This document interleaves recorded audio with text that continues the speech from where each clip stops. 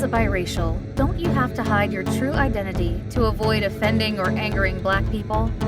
In a society like the United States, in which labeling people or put it in a box is used as a mechanism for personal description, educational level, physical characteristics, social class, religious belief, geographic location, and political preference, no one doubts that racial indifferences are an element that also becomes part of the way societies categorize the individuals who are part of it.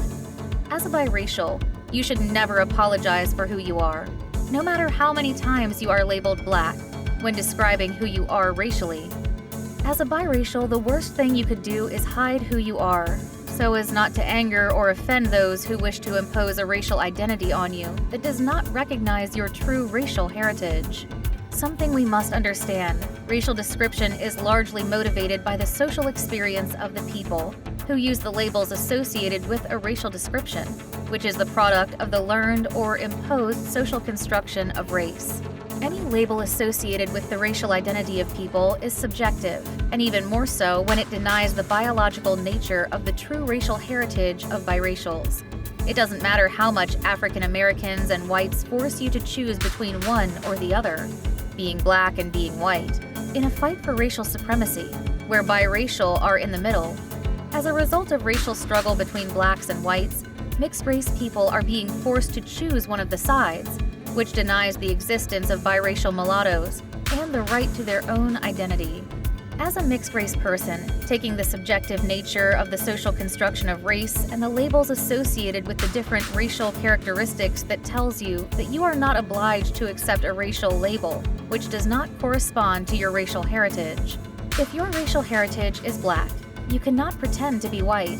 In the same way your racial heritage is mixed race, you cannot pretend to be Black or white, but neither, not both at the same time.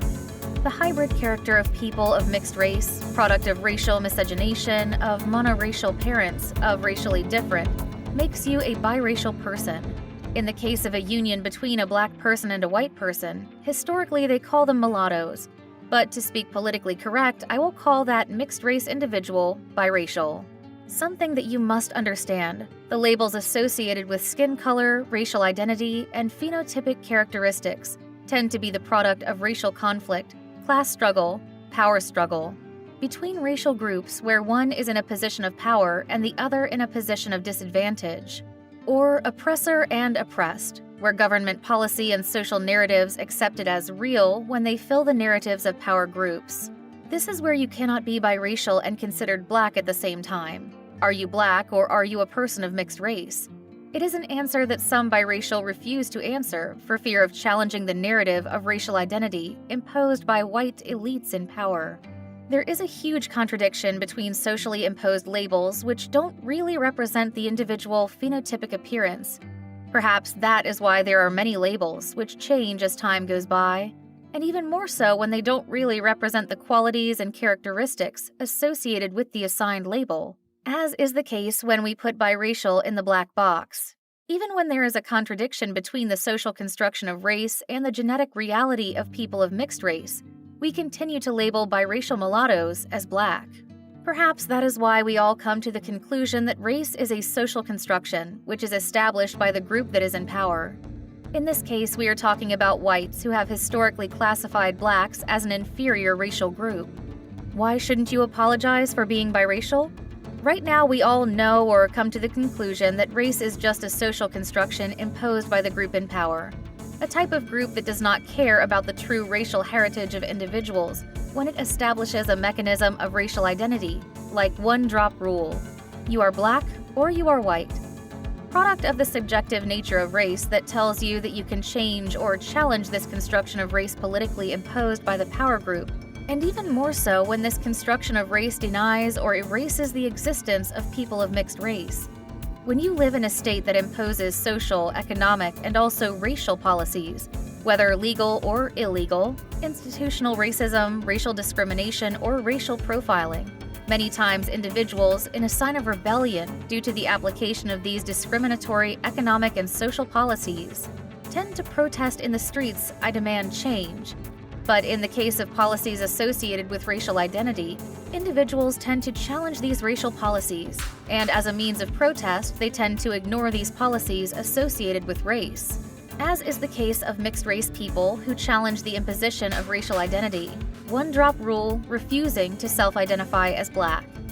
Right now, there are many people of mixed race, whether mulatto or biracial, who are challenging the government's racial policies by historically imposing the one-drop rule, a remnant of the slave system, as a mechanism of racial identity, who, when establishing their racial identity, they must self-identify as Black or white. Many of them as a mechanism of rebellion when they fill out the government forms, they self-identify as another race. Maybe that's why if you analyze the 2010 United States Census, approximately 9 million individuals, or 3.2% of the population, self-identified as people of mixed race, biracial, or multiracial. And let's not talk about multiracial. About 27.9 million people, 8.4% of all respondents, identified as some other race alone in 2020, up from 19.1 million people, 6.2% in 2010. When you look at these numbers, you come to the conclusion that as biracial, you have every right to feel pride in being part of the racial group, which is constantly growing in the country. Marriage looks a lot different today in many ways than in years past. Our nation becomes more racially and ethnically diverse, so are married couples. The percentage of married couple households that are interracial or interethnic grew across the United States from 7.4 to 10.2%, from 2000 to 2012-2016. As a result of this growth in recent years of mixed-race people who do not self-identify as Black or white, as a biracial mixed-race person, you do not have to continue hiding your true racial identity so as not to offend or anger Blacks and whites. Those who wish to impose the one-drop rule, which is a legacy of the slave system in which white people felt superior to Black people. Right now, 33.8 million people in 2020, a 276% increase. When you fill out the form for the census, some other race, alone or in combination group, we are talking about 49.9 million, which produces an increased 129%, surpassing the Black or African American population with a figure of 46.9 million as the second largest race alone. When you look at these figures, it is time for biracial or mixed-race people to reclaim the right to be recognized as a community, which is contributing so much to American society.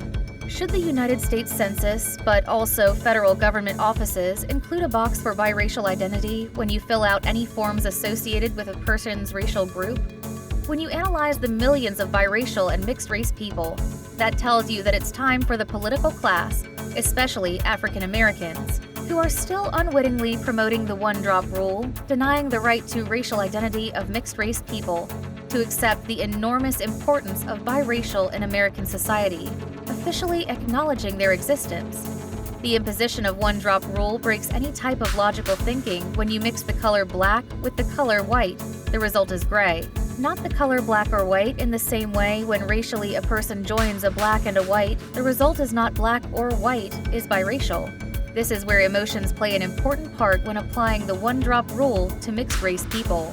Right now, there are many African Americans and Caucasian or white people who still use the one-drop rule when observing the Black characteristics in biracial mulattoes, a type of narrative which has been perpetuated by groups associated with supremacy, but also by Black groups who historically view biracials as part of the Black community.